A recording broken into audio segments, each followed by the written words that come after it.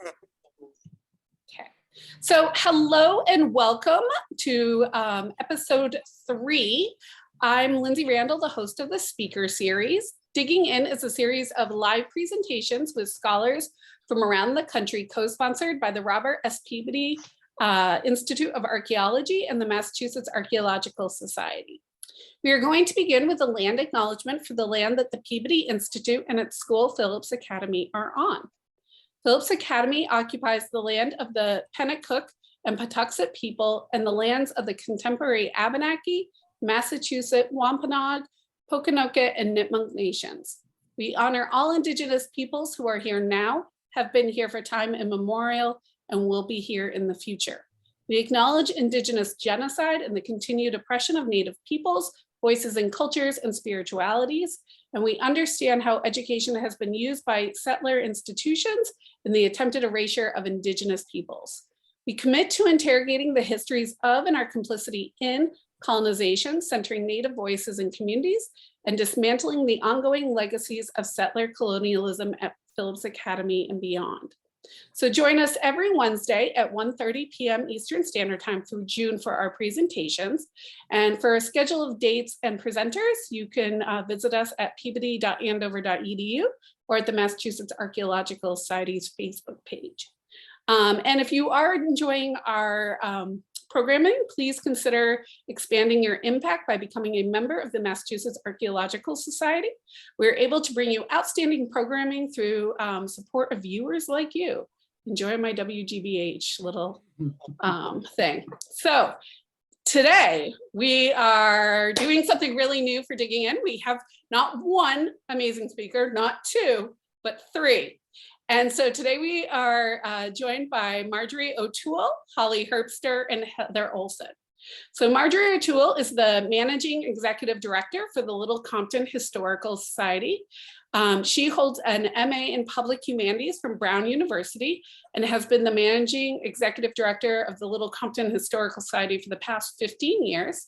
Much of her work in Little Compton focuses on returning the voices of forgotten people to the local history. Her 2016 book, If Jane Should Want to Be Sold, Stories of Enslavement, Indenture, and Freedom in Little Compton, Rhode Island, introduced the public to the Manton family and their importance as one of the few 19th and 20th century families of color in Little Compton. When a trip to their homestead farm revealed that their cellar hole was still there, Marjorie reached out to Powell for their expertise, and a wonderful collaboration began. Holly Herbster is the senior archaeologist for the Public Archaeology Lab. She holds an MA in historical archaeology from the University of Massachusetts, Boston. She also holds a certificate in genealogical research from Boston University. Ms. Herbster has worked at Powell for more than 30 years and has directed more than 200 projects in southeastern Massachusetts, Cape Cod, and Martha's Vineyard, ranging from primary background research to large-scale excavations. Ms. Herbster has also collaborated extensively with Native American groups in Massachusetts, and her research focus includes documentary and ethnohistoric studies, especially those related to 17th and 18th century Nipmuc and Wampanoag communities. She's a co-author of the book, Historical Archaeology and Indigenous Collaboration, Discovering Histories That Have Futures. And that's the University Press, Florida, 2020. And that was the Society for American Archaeologists 2021 Scholarly Book Award winner. And Heather Olson is the laboratory manager for the Public Archaeology Lab. And she is also the collections manager. And she specializes in 18th and 19th century historical material culture analysis, particularly of ethnic and immigrant assemblages, and has worked in archaeological collections management and the rehabilitation at university, nonprofit, and museum facilities in the Northeastern, Mid-Atlantic, Southeastern United States. She's been everywhere. And Ms. Olson has also worked at Powell for more than 10 years and continuing her study of the underrepresented communities in the region. So during and at the conclusion of the talk, viewers can submit questions directly to me, either via the chat function or the Q&A function, which you would see at the bottom of your Zoom screen. And we will then give our speakers time at the end to answer as many questions as they can, with the understanding we might not get to all of them. So thank you, Marjorie, Holly, Heather, for joining us today. Thanks for having us. All right, and I think I'm the first speaker, so Holly's going to share our slides. That's great. And we may ask Holly to go back and do a little bit more of the talking about the collaboration. In very short, I work for a wonderful local historical society. We have had the good fortune to take on some big projects. We have not been able to do much archaeology, not much archaeology in our wonderful old seaside community of Little Compton, Rhode Island. But in the last few years, we've done two major projects with PAL and tremendous public interest. We've been able to cut expenses a little bit because our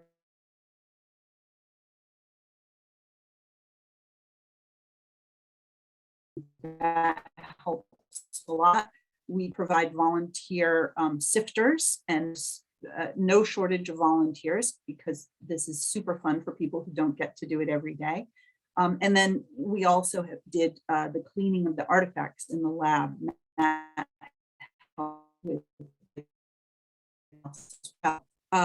Certainly even before this project, I really believed in the importance of combining history with archaeology to have a more authentic understanding of a site or of a family or of a house. Has convinced me that that when you add the two parts together, you get something that is greater than the sum of those two things separately.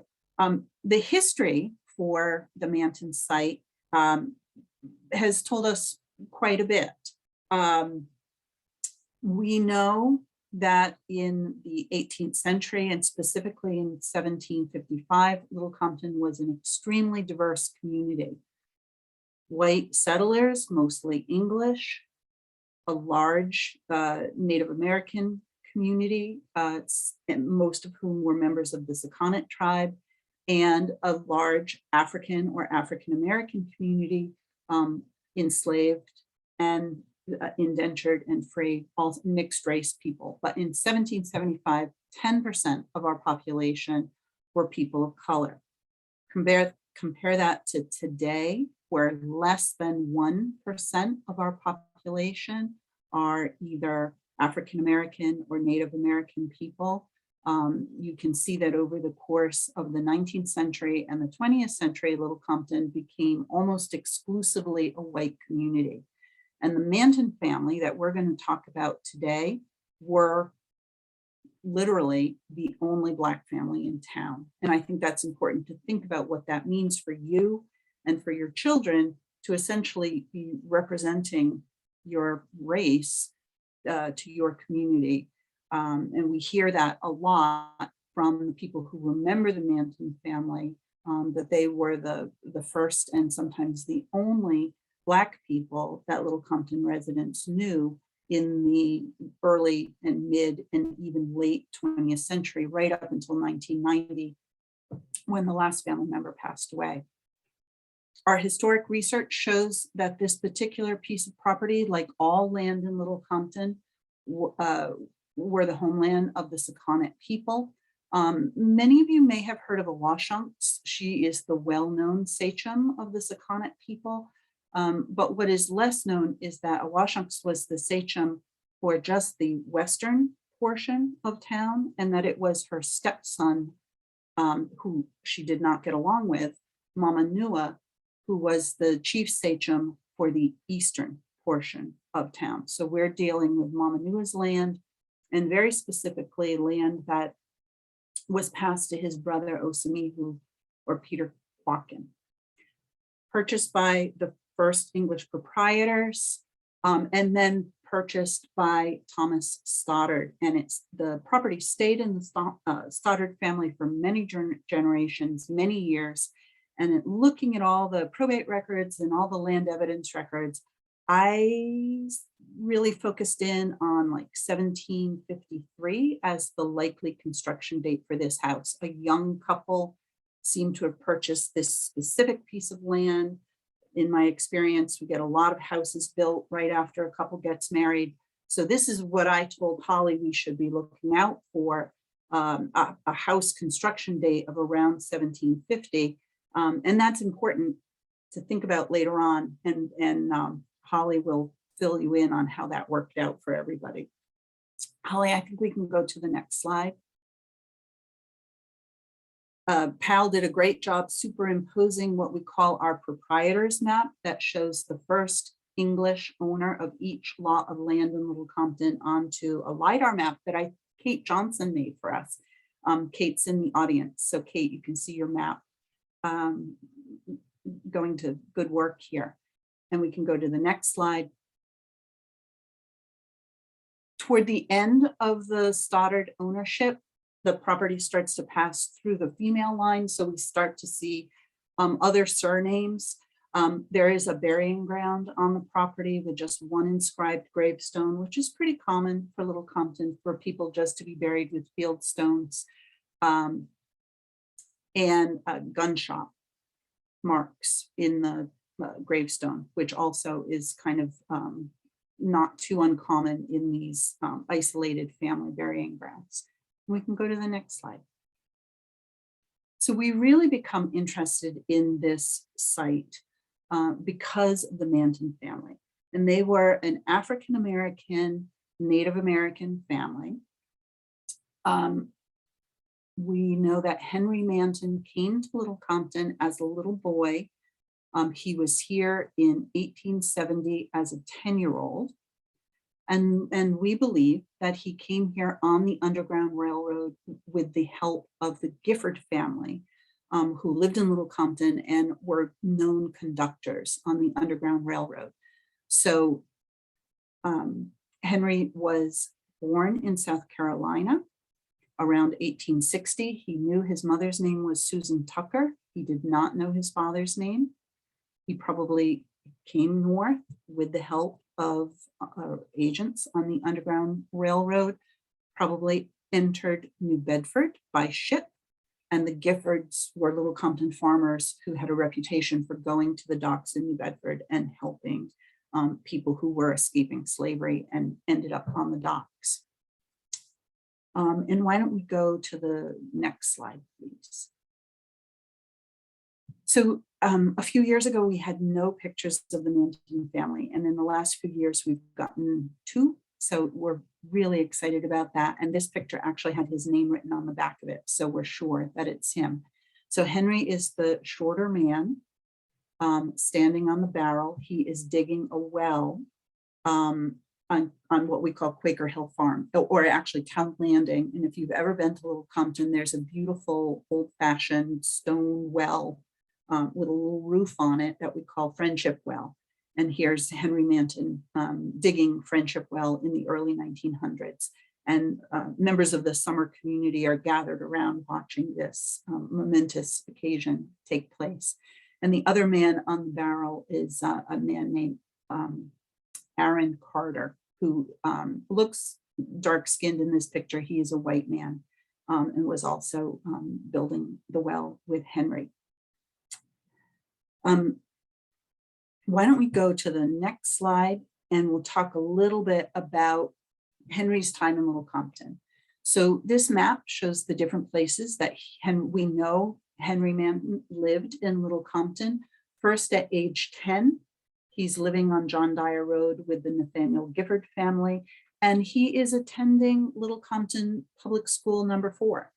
And that was in, I believe, 1880. He's doing 1875. He's doing that. So integrated schools in Little Compton, not because they're more forward thinking or advanced than other schools, towns in Rhode Island that may have had segregated schools, but Little Compton people are very thrifty.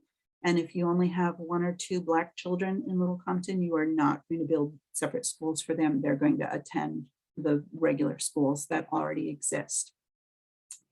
By age 15, Henry is living with another member of the Gifford family, Clarkson Gifford, and he is at that point like a hired hand on the farm, helping out on the farm. Next, we see him a little further south. He's over on what we call Long Highway. And he's working on William Tripp's farm. William Tripp's farm is actually kind of famous because it is where the Rhode Island red hen was bred and developed and marketed by William's daughter, Rebecca Tripp, all across the country. So Henry had a front row seat to he was a little late for the development of the Rhode Island red hen, but he would certainly have been part of the shipping of eggs and chicks all over the country to spread the Rhode Island reds across the United States. Henry married Dora Johnson in 1884. Dora was an African-American, Native American young woman who grew up in New Bedford, Massachusetts.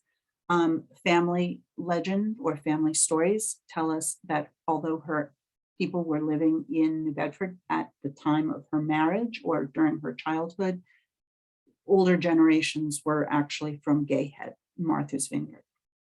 And we hear that a lot, and we're not sure if that is just kind of a standard explanation of people's Native American ancestry, or if in her case it really is true. And it may be true in her case. We had trouble going back any farther than her parents in New Bedford. Why don't we go to the next slide?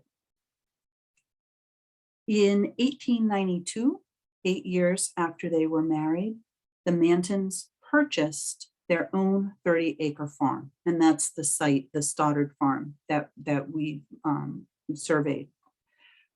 They had a total of 12 children. We see 5 of their children in this photograph. And again, we didn't have this photograph a few years ago. It came to us very recently, and we're so grateful to have it.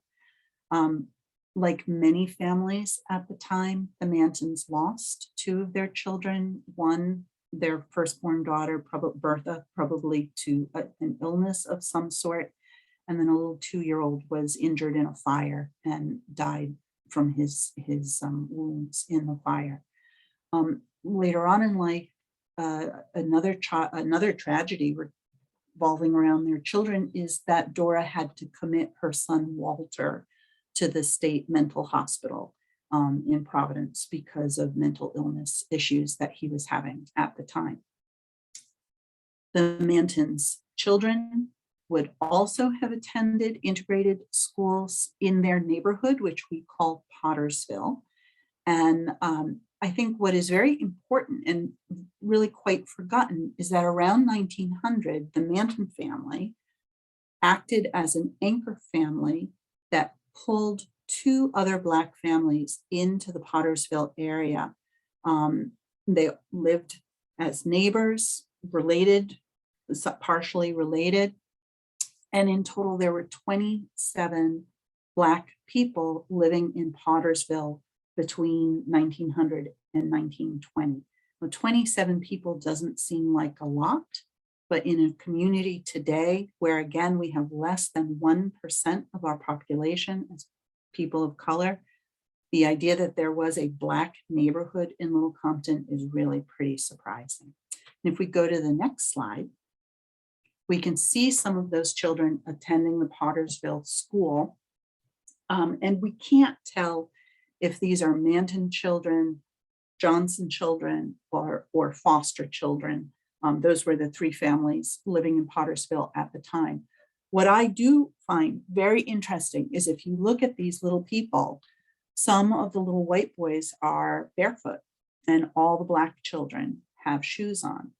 And one of the things we've learned from oral histories for people who remember the Manton family, and the people who have given these oral histories have passed away, so they are old enough to have really known Henry and Dora. They were pretty well off. Henry was a mason. He did excellent work. He was well paid for his work. The Mantons were the first family in Pottersville, which is known as a poor section of town, to own a telephone. And they also owned a car. So they were almost at a bit of a celebrity status in Pottersville, in part because of their race and in part because they were better off than their neighbors. Henry became ill rather young in life, and he was brought to the state hospital in Providence, where he died. And after his death, the family did struggle with poverty, and that we see that happening over and over again in our local histories for people of all races. When the dad passes away, it can be really difficult for a single mom and children to succeed. There is a family story that Henry built the family home on the property. One of his great nephews told us that. I found that hard to believe, because if you looked at, if I, in my limited experience, looked at the cellar hole, it really looked 18th century to me. It looked like it probably had a little cape sitting on top of it, and we know that it was south facing. So when we find south facing houses in Little Compton, that's a sign that they're old houses. So again, I'm really sort of committed to this 1753 construction date for the house. And I dismissed the family story that Henry built it himself. And again, we'll let Holly talk more about that later on. 3 generations lived on the property. Eventually the house fell into disrepair. And then we have these really interesting oral histories talking about the 2nd generation, one of the daughters, Lillian, and her son, living in stone structures that they made themselves with dirt floors. More than shacks, less than a traditional house. The neighbors remember going to visit. The family was Seventh-day Adventists, and so they were asked to take their shoes off at the door and walk in their socks on the dirt floor. And the dirt floor was so clean that their socks didn't get dirty walking on it. From those stone structures, we know the family ended up living in trailers. They had at least 2 trailers up until the 1990s. Lots of garbage dumping on the property. And so we see the mid to late 20th century 3rd generation artifacts, televisions, motorcycles, and that all fits with the memories of the Little Compton people who remembered the Wood boys or the Manton boys, Raymond, Henry, and Billy, who lived and worked here, going back and forth between New Bedford and Little Compton, educated in New Bedford. We hear because they felt like they would have been discriminated against in the Little Compton schools. Laborers, stonemasons like their grandfather, farmers, and very much the focus of attention by people in the community, again, because they are the only Black people in the community. And we've been told by people who knew them well, each of the 3 men reacted to that pressure of being one of the, the only 3 Black people in the community in very different ways, adaptation techniques or survival techniques in order to manage that notoriety in such a white community. I want to show you one last slide. So Holly's going to show you slides of us working on beautiful sunny days. She chose not to show these. This is what she really made us do. It was about 40 degrees out. And we did a full day. Just keeping it real, Holly. And I'm all set. It's all you. Oh, thank you, Marjorie. Yes, for all the archaeologists who are with us today, this was our attempt to discourage people from joining the field of archaeology later in life and let them know what they were really getting into if they decided to work with us. Oh dear. Oh, sorry. All of a sudden, I'm not able to advance my slides. That's weird. Oh, there we go. Okay, sorry about that.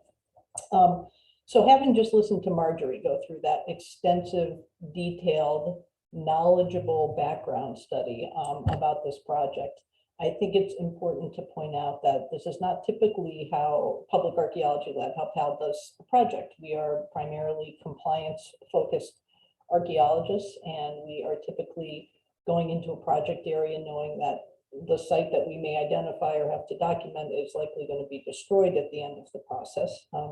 And we don't often have the luxury of spending a lot of time doing background research, or even, realistically having a really thorough understanding of history from the local perspective. So clearly, based on what we've just heard, when we started this project, we had this unbelievable amount of very, very detailed local historical information.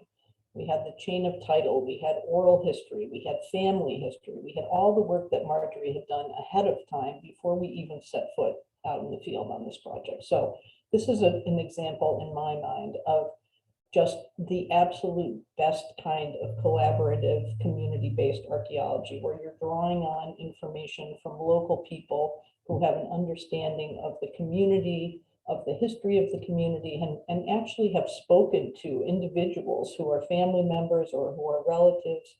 And as you'll see more of as I talk, and then especially when Heather shows you some of the artifacts, some of these oral histories, these comments that somebody made along the way that Marjorie documented in her book or that she has information from, we actually were able to tie that into the material assemblage from the site, which is so rare to be able to do on an archaeological site. So it's just a tremendous example, and I encourage anyone who has not undertaken a project like this to consider doing something like that, because it's so rewarding to do. We did do the archaeological investigations as we always would under a permit from the Rhode Island Historical Preservation and Heritage Commission. So we wrote up a technical proposal. We had a methodology that we had reviewed and approved by the state archaeologist ahead of time. We worked very closely with the community members, so we made sure that there was always a PAL archaeologist working with volunteers, so that despite the fact that people picked up really quickly on what we were doing, that we were, having accurate, careful recordation as we would normally do on a project. And we did consult with Native American groups as part of a permit. Any permit that goes out from our HPHC, the Narragansett Indian tribe is invited to participate. The tribe did not choose to participate in this particular project. However, we also reached out to the Aquina tribe because of that very connection that Marjorie mentioned, the Johnson family connection. And having done a lot of work myself out of Martha's Vineyard and up in Aquina, I know Johnson is a family surname that you see quite a bit up there. And we ended up working with Jonathan Perry, who at the time was part of the Tribal Historic Preservation Office, the Wampanoag Tribe of Gayhead Aquina Tribal Historic Preservation Office. But he also, his family background is in the Dartmouth and Westport area. So he has family who still live in that area. The Perrys are a family that is very well known and shows up a lot in historical records in Fall River, Dartmouth, Westport. And we were literally, this site is just on the Westport town line. So, understanding that in the ancient and distant past, those boundaries were not hard and fast. There was certainly some interest on the part of the Aquina tribe in understanding and being part of this project as well. And it was a great opportunity for the community members to be able to talk directly with Jonathan about tribal history, about his perspective on the project. He ended up being extremely interested in the bottles that were in the cellar hole. I think we lost him for an entire afternoon pulling out bottles. And then the other thing that I just want to point out is that we did get this tremendous amount of information from the archaeological material, but we really did very limited archaeological testing. This site is on Nature Conservancy property. We did the work with their permission on their property. There are absolutely no threats to the site now or really in the future. The site hasn't been looted. It's really well preserved. There's not really a need to cover it or to keep it under wraps. So we really wanted to limit testing just to try and collect some basic information to help Marjorie and the Historical Society kind of piece together a a little more history about the property and about the Mantons. And as Marjorie mentioned, to kind of see if we could either confirm or refute the chain of historical records and oral history that we knew about the property. So certainly what we're talking about today is just a very small sample of what that site represents, but you know, it's also a really good example of how you can learn a lot without having to do a lot of field testing.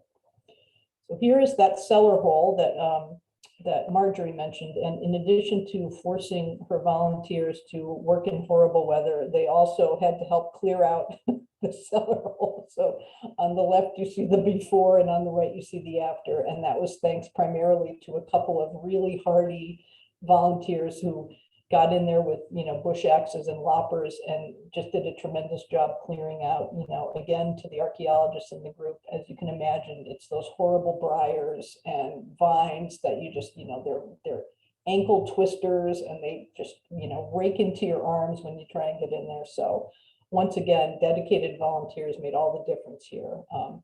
And, you know, as you can see, this does look like a relatively old cellar hole. We have this sort of rough, or mostly rough fieldstone foundation with some mortar. We certainly had some surface indication of, you know, modern cement and concrete, but primarily it looked to me on first blush, it also looked like, you know, an 18th century kind of a structure with a cellar. We've got some stairs going down into the cellar here. We have the chimney, the base for the chimney. But really, it did kind of look like an early site. And after we cleared it out, we did put a couple of test pits inside the cellar hole, but we primarily did our excavation around the outer edges of the foundation and then in the yard area. So the field work was conducted, as I mentioned, with a combination of PAL employees and volunteers. The way that we set this up was that we had one of our PAL archaeologists working with typically no more than 2 volunteers, so that everyone was able to kind of go at a pace where we could still do accurate recording, and, you know, it wasn't a free-for-all. The volunteers, we did a little bit of, you know, kind of background training with them, but as Marjorie mentioned, everyone was so enthusiastic to do this project. And you know, the most common basic nail coming up was just an excitement and a joy for most of our volunteers. So that put a smile on my face, because, you know, the typical archaeology reaction was, oh God, another nail, great, great. But we had just tremendous success with the volunteers. Everyone who came out to the site did a great job, you know, pulling out artifacts, helped us with recording. The PAL archaeologists primarily, you know, took the soil profiles and did the more technical parts of the recordation. But in general, the volunteers worked on every aspect, from, you know, doing the excavation, screening the soils, bagging things by level, filling out the tags, helping to fill out the field forms. So I think having seen some of those volunteers come back for our second project that we're now working on with Marjorie, it was very obvious to me that the people who were out the first time retained that information and came in as essentially seasoned excavators. So that was wonderful. We found, just from the archaeological perspective, that the yard area immediately surrounding the foundation had, you know, varying levels of fill or disturbed soil, which is what you would expect, and that we didn't have to get too far away from the foundation to find sort of a thin veneer of, you know, basically a sheet refuse sort of a deposit, but otherwise natural soils across this limited area where we tested, which you can kind of see was focused around the cellar hole. And then we did a couple of test pits out by some of these what looked like historic to more modern dump sites that Marjorie mentioned. But we really tried to stick as much as possible to the area around the cellar hole. We did not identify a strong pre-contact Native American presence on the site. We did pick up a couple of pieces of probable quartz chipping debris, a couple of flakes, but they were mixed into the disturbed soil layers, and there was really no indication in these areas that we tested of kind of a substantial or significant earlier use of the site, which becomes important when we talk about the interpretation of the site. But we have a lot of natural soil contexts. So I think if we were going to If there was a heavy ancient Native American site here, we would have picked it up when we did our testing, and we did not find that. So essentially, what happened with these, 20 or so test pits that we dug is that we really were able to determine, based on the soil stratigraphy and the material culture that Heather's going to talk about in a couple of minutes, that there really was no definitive evidence that there was a structure on this property prior to when Henry Manton came and built his house in 1895. So we didn't have a lot of structural material to begin with. That there wasn't any evidence that the house was abandoned and then collapsed in on itself. So in other words, we didn't have, other than window glass, which of course, one pane of window glass can shatter into a million pieces. So that wasn't a really good indication. But we didn't have a lot of wood or structural debris. We really didn't have a high number of nails or roofing tiles or any of the things that you would expect to see, especially given that we did so much testing right around that foundation. We did not have evidence of early fasteners of any type. We had, I want to say, one or two maybe hand wrought nails, or just a couple, but we really didn't have any indication that there was a house there that either had been improved upon or had been added to. Everything structurally, anyway, seemed to be pretty tightly dated to the last quarter of the 19th century and then into the 20th century. When it came to the actual cultural materials, the household objects, we really had almost nothing that was manufactured before the 1940s. There may have been, and again, Heather will speak to this in a minute, we may have had a couple of pieces of dishware, of servingware that could have possibly been curated, could have been family pieces that were handed down. But really, the cultural material was very tightly dated, with nothing showing up after 1940, which is when Marjorie's research indicates that the family left this property. So again, we have this really, really tight dating that matches up very closely with what Marjorie had identified. And then we have some cool artifacts that are related to children being in the house and to Mrs. Manton being a cook, and Heather's going to talk about those things too. So again, having the ability to take these, isolated pieces of cultural material that typically on a site you would catalog and you would make some, hypotheses about, we were actually able to connect that to the oral history and the remembered family history of the Mantons.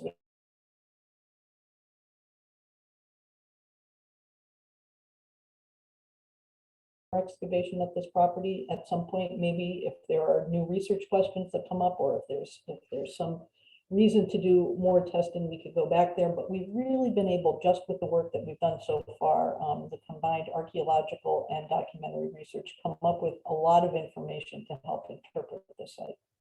So with that, I'm going to turn it over to Heather to talk about some of the material culture. Thank you. Well, I guess I'll just start with, after everything was bagged up, it was brought back to the lab, and the Historical Society volunteers came in for a few days and cleaned and cleaned and washed and washed. And then they spent a lot of time rebagging and learning about some of the artifacts and how we handle and identify and analyze collections. And I put a few images up of some of the, the resources we use this sort of time period. For me, my specialty is post-contact artifacts of the 18th, 19th, and even early 20th century. And I'm really interested in the material culture dating after the Industrial Revolution, when people had a much greater access to manufactured goods. So a lot of these early catalogs and antique websites and lots of antique collectors books and everything were really handy for this sort of project. And also just some of the knowledge of the more experienced archaeologists to help identify some super weird things that, in the modern age, you just don't have anymore. So next slide, Holly. So in total, there were just over 2,700 artifacts found during the excavations. It included architectural artifacts, kitchen ceramics and glass, household artifacts, clothing items, children's items, and things associated with living and working on a small farm complex. The vast majority of the artifacts, as Holly mentioned, dated to the late 19th and early 20th century, exactly when the Mantons were living with all of their children on the property. There were a few things that dated earlier than the Mantons. There were some artifacts from the late 18th, early 19th century, but those really don't represent an earlier occupation of the site. Like Holly said, they were probably either curated or they may have been just some kind of something from a site nearby that, you know, we haven't figured out quite yet. Also, as she said, almost nothing dated after about 1940, which matches up with a historical record showing that the Mantons moved to another area of the property. About 42% of the assemblage were artifacts relating to architecture, nails, bricks, and thousands of pieces of, or felt like, window glass. Most of the nails were machine cut, typical for the 19th and very early 20th century. Only a handful were hand wrought. They could have been from either, you know, a structure nearby or furniture or something that had been dismantled and reused. And then also same for wire nails. There were very few, and those probably represented things going on the property, you know, after the Mantons had left the building. Next slide, please. The kitchen related artifacts are also about 42% of the assemblage. There were some older types. There's a little bit of creamware and there's some shell edge pearlware up there in the corner. But the majority were from the late 19th and early 20th century. There were coarse lead glazed redwares, lots of types of white earthenwares, ironstones, yellowware, and stoneware. Most of the whiteware was undecorated. There's some that have hand painted designs, some annular decorated things, and a few were transfer printed. Most in general were what you'd consider modest types of ceramics. They weren't the real high-end expensive. I think out of the 2,700 total artifacts, I think there were only 2 pieces of porcelain. So, you know, there really weren't a whole lot of that. Next picture, please. Next slide. There were lots and lots and lots of glass bottles and jars. There's a little bit of table glass, a few pieces of pressed glass dishes and drinking glasses. And, you know, the types of bottles and jars were kind of cool. There were condiments like pepper sauce bottles. There was an extract flavoring bottle. There were commercial food jars for preserves, meats, pickles, things like that. And there were tons of canning jars, which relates to that story of Mrs. Manton always having something boiling on the stove. There were local products. There was a liquor bottle from Fall River. There's the Maine condensed milk jar, which I thought was kind of cool. That company actually became or was bought out by Borden Milk in 1902. So that had a very nice tight date. And it's also solarized, which I like solarized glass. That stuff's fun. There's also some international products. For some reason, they seem to like, actually, can you go to the next slide? Sorry, that's better. There's a stoneware bottle, British stoneware bottle, champagne bottle, and then these torpedo bottles. There's at least 3 of these Irish soda water bottles. And there's also fragments of a nice bottle of Irish whiskey from the old, what was it? The old Bushmill distillery in County Antrim, which, you know, I guess if you want a little whiskey, that's not so bad. There's a little bit of medicine bottles. There's bromo seltzer there and also a Vaseline jar. Next slide. In general, you all know household items, personal items like that don't tend to be a large amount of stuff, but they are very diverse. So we have a lot of stuff related to heating and lighting and electricity. We have non-electrical things, lamp chimneys, oil lamp parts, things like that. But then we also have some knob and tube insulators. We have this electrical or telegraph insulator, which is interesting considering they were the only house in the neighborhood to have a telephone at one point. So having this telegraph insulator is kind of cool, association there. There also were, you know, other types of household things like the glass vase and laundry bluing. I can only imagine how much laundry and how much time they had to spend doing laundry with that many children. So next slide, please. Clothing and children related things. There's a handful of buttons and some buckles. And some of the children related artifacts. The buttons are metal, porcelain, glass, and then there are a handful of shell clothing buttons. The decorative buttons there, the one on the left is kind of interesting. It's kind of Victorian era black glass bead button there. In the beads are, yeah, that one there.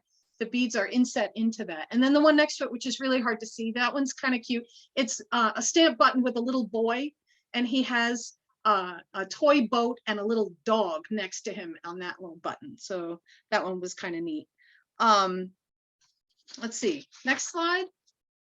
Oh, wait, go back. Sorry.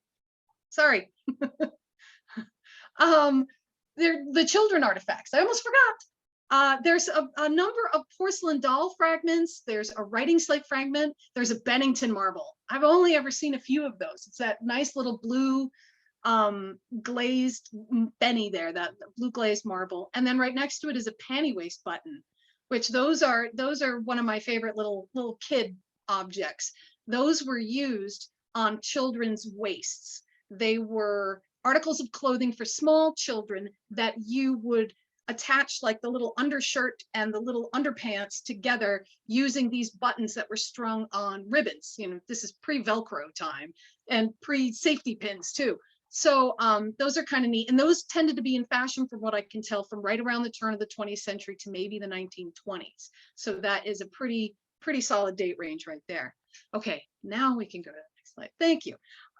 There were even some objects relating to the farm and work. There was the light bulb cage, which you'd see in a barn, the gizzard stone down in the bottom. It's ceramic, and it is something that a poultry, a chicken or a turkey, would have eaten to help with digestion. And there were a few of them on the farm there. And then there's a woodworking drill bit and either a hoe or a masonry tool. So, you know, there's a little bit of information on what's, you know, what kind of work was going on there. Next slide. And some of the more unusual artifacts. This is where I had a whole lot of fun with this stuff. The vest pocket flashlight, when we first saw that, it's a little thin stamped brass. It looks like a canister or a flask, but it has a button on the side. And I'm like, this has to be electrical. And after doing some research, I found an example of this almost identical size and style flashlight that somebody would have had on the property. I found it, I think it was on eBay. And then the other thing is the motorcycle tire pump. I thought it was either a piece of machinery or like an umbrella handle, and it had Bridgeport #1 stamped on the end of it. And one of our senior archaeologists, who's seen just about everything, he emailed me. We had been talking about it for the day. He emailed me at 9 o'clock that night. He said, I think it's a tire pump. You should look it up. So I looked, and I actually found an advertisement for that exact same tire pump. And I believe one of the Manton children, is this, I think Marjorie, I think I remember you saying that one of the Manton children had a motorcycle. So, you know, riding around in that area of Little Compton on a motorcycle, and here's one of the motorcycle tire pumps. So just quickly to summarize, what have the artifacts specifically told us about the Mantons? That they lived on the farm in the late 19th century up to around 1940, when the building was abandoned and likely dismantled. That they lived fairly modestly, didn't spend a whole lot of money on fancy ceramics or glassware. That they grew and preserved or canned their own food, but also bought some commercial products like pepper sauce, flavoring extract, condensed milk, and other preserved foods. But that they did have a few luxuries, I guess you could say, like the Irish soda water, champagne, Irish whiskey, the flashlight, and the motorcycle pump. And they certainly had children. There are porcelain doll fragments, a marble, the panty waist button, and the stamp button with the boy in the boat. So that's kind of a very quick summary of this artifact assemblage. And I have to say, this one was very interesting. I cataloged this one myself, and it was really interesting because it's such a tightly dated artifact assemblage, and it really matches up with and certainly enhances the history of what we know about the Manton family. You know, it matches up with some of the oral history stories, some of the documentary evidence. So, you know, this has been a really, really interesting artifact assemblage to work with. So, thank you. Okay, I will just wrap up and then open it up to questions and to my other co-presenters if they want to ask any questions. But I wanted to share, I think I captured almost all of our volunteers. I tried to put everybody in, and you can see, again, I did choose those sunny pictures where everyone's smiling and it's not pouring rain, but still. And to just mention that, please stay tuned. PAL and the Little Compton Historical Society are working on another project together at another homestead site in Little Compton that is older than the Manton project, Manton farm rather. And we are just in the process now of getting those artifacts cleaned and processed. So hopefully we'll have more interesting local history and archaeology to share with you all at a future date. So thank you. Perfect. Thank you so much for that. So if people have questions, just changing how, if people have questions, please, submit those either through the Q&A or through the chat function. But while we wait for those to come in, I want to begin. A couple questions. Is there any sort of comparative site in the area that you're going to look at comparing it to, like, in terms of community, families in Little Compton or in Pottersville? How does their stuff compare? So the only work that's been done so far was by Kate Johnson and Kate Erickson for Kate's master's thesis, and she did the Wilbur House Museum and the Brownell Farm. And I think much older properties with things going much farther back. The cellar hole that we're working on right now for the Collins Nicholson family, which also coincidentally happens to be an African-American indigenous family, I think is going to provide us with some real wonderful opportunities for compare and contrast. And we are much more certain this time that the cellar hole we're in actually goes back maybe to the 1680s, certainly the 1700s, early 1700s, as a very high class English settler family. So it sort of went from the elite to, former enslaved family, very impoverished free Black family, and then maybe a dumping site for the wealthiest white family in town. So this really sort of interesting up and down regarding the economics of the family. Okay, thank you. So we have a question from Claire. She says, I may have missed this earlier, but did you have a chance to talk to any descendants of the Manton family? So we spoke to a great nephew. He is the one who said, oh yeah, Uncle Henry built the house. And I'm sorry to say I didn't believe him because what he was saying didn't match what I was seeing. But the archaeology really supports that Henry built that house himself. And that that's why I think the history and the archaeology together are so important, because I would have pretty confidently written something differently if I didn't have the artifact evidence. We're not aware of any living descendants. The Mantons themselves, to my knowledge, have now all passed away. But we have some great firsthand oral histories from people who knew them that I think helped us understand the family better. Okay. We have a question from Paul for the archaeologist. What are some of your go-to references for identifying turn of the century, early 20th century material culture? Well, some of it is talking to archaeologists who've been doing this for a really long time, or who have collected things, or have, in one case, their mother was a collector, and so he's seen a lot of things. But I use Sears catalogs all the time. Most of them are digital up through the 1950s. I use other kinds of catalogs. somebody digitized a ton of French and German like pipe catalogs, and I've been able to use those, yeah, Dutch and German, and a little bit of French. You know, and I use the image search in Google. So yeah, those tend to be, and then you know, ceramic references, the Transferware Collector Society, that group, they have great stuff. So those are the kinds of things that I've been using. Yeah. So really just find an archaeologist who is so ancient that they were probably alive and used this stuff themselves. Yes. We have another question from Kristen, and it's one actually I was going to ask later on, and I was wondering too. She says, thank you for this wonderful work. I was wondering how the gizzard stone was identified, meaning how was it determined to be more than a simple sherd?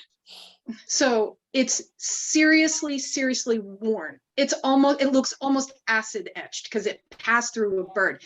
And you know, years and years ago, I worked at Thomas Jefferson's Poplar Forest. That was a long time ago. And we had a bunch of them. This was a working farm. We had these little tiny deteriorated ceramic sherds. The glaze is almost completely worn off. And that's what I thought they were. And people didn't believe me. They did not believe me. So I talked to a poultry scientist at the University of Virginia. I knew a guy who went into archaeology after having worked on a turkey farm when he was a teenager. And he said, turkeys are, yeah, they'll pick up any little white stone or object on the ground and it goes into the gizzard so they can use it to crush the grain and digest it. The thing about gizzard stones is they don't pass through the chicken typically, especially the bigger pieces. That would be evidence of butchering. I haven't found a really good source, so you know, so that's a little tough. But you know, I've seen a lot of these on farm sites, plantation sites. I worked on a number of plantation sites when I, you know, was working in the South. So. Wow, we just heard from the gizzard stone expert. I think I've never heard so much about that before. Sorry. No, it's great. No, I love it. I was going to ask the same question because I've never, you know, thought of that, even though, yeah, obviously. And, you know, typical lab people, it's somebody's like, that's not what that is. Yes, it is. I'll prove it. So even though I don't have exact proof, I tried my best to consult everybody I knew, especially bird people who know things about those kind of birds. So. Well, those are the questions we had. So thank you, the three of you. And thank you to our viewers for joining us today. And we look forward to seeing you at our next lecture, which will be Wednesday, March 9th, when we are joined by Dr. Uzi Barham from New College of Florida. But don't worry, he is a Massachusetts boy. He got his PhD up at UMass Amherst. And he will be speaking about his work with archaeology and social justice. So again, we rely on the support viewers like you, so consider supporting our outreach by becoming a member of the Massachusetts Archaeological Society. And again, ladies, thank you so much. I fell in love with this project when I read it on one of the online newspapers, so thank you. Thank you. So everyone, have a great rest of your day. Thank you.